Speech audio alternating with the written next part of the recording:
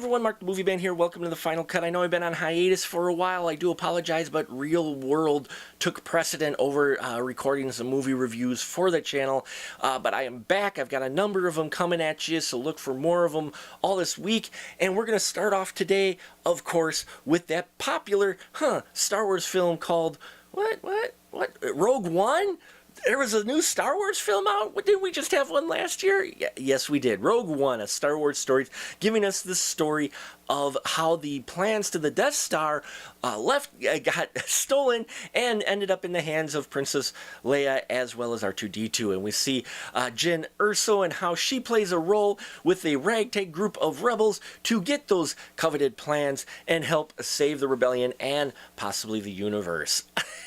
Okay, I'm going to start off right now saying I really enjoyed Rogue One. Okay, I had a blast with this film. I will say, overall, as a whole, I enjoyed this movie. Not as much as some out there, and I am a big fan of Star Wars, okay? Not uber fan, but the first film I saw in the theater, 2.5 years old, was the original Star Wars, okay? So it's been a part of my life all the time.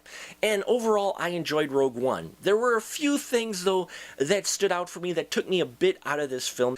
The first act was a little bit clunky for me, but when a certain event happens, it's a big event that happens, and you'll know what I'm talking about when you see the film, which you should go see. After that, the ball really started rolling and I really got into it. But I will say the first day, and I think it was clunky for me because there was a little bit too many references to the original trilogy. I was hoping for maybe not quite so much. I wanted this to stand a little bit more on its own legs. Yes, I know, I understand the whole premise is connected to the A New Hope, but still, though, I was looking for something a little different, and it opens differently than a Star Wars film, so I appreciated that, but just a little bit too many references for me that I'm sure many fans out there are going to love spotting all the Easter eggs, but for me, I spotted them all, but they were a little bit distracting. But as the film went along, I really got into it. Jyn Erso, character played by Felicity Jones, she does well in the role she's in, guiding this rest of this group and giving, motivating them to go steal the plans of the Death Star. Diego Luna playing Cassian Andor, who's the rebel who is assigned to go with her. Enjoyed the chemistry between him and Felicity Jones's Jyn. Really great chemistry and some good banter between them. I enjoyed that. You got Donnie Yen in here who plays a great new character, Chirrut Imwe. Loved. He just kicks some major tail with a staff, and he's just so much fun to watch. And he has some great dialogue with Wen Zhang, who plays Baz Malbus. These two play off each other well, and I would have liked to see even more of them, though there are a lot of characters in this film to get to. Now, Mads Mikkelsen, in the beginning, we've seen him in the trailer. He's in this film. Jimmy Smits returns as Bail Organa, so it's great to see him back on screen. And Genevieve O'Reilly playing Mon Mothma. Looks like they went back in time and brought her because she looks so much the part. I wish they would do a spin-off movie with her because she deserves more screen time. But the screen time she does have, you're looking at it, and if you watch the original trilogy at all, you're like, holy crap, they went back in time. So fantastic there in connecting it and making it feel like an original trilogy film. I will say my favorite new character, and probably now my favorite comic relief character out of the entire series, though, is K2SO. Voiced by Alan Tudyk. Written well, great delivery of all of his lines. C-3PO could probably take a lesson or two from him on how to just be comic relief, because he was so perfect. I wanted to see more of him, but when he is on screen, he makes the most of it and is just a great character because he adds just enough humor not to take away too much from the dark tone, but adds that humor so you get a little bit of release and a little bit of relief, because this film is darker in tone. There are some really intense scenes in here, especially when there's a battle in town, which you've seen in the trailer, in this town, and that battle gets a little pretty graphic at parts.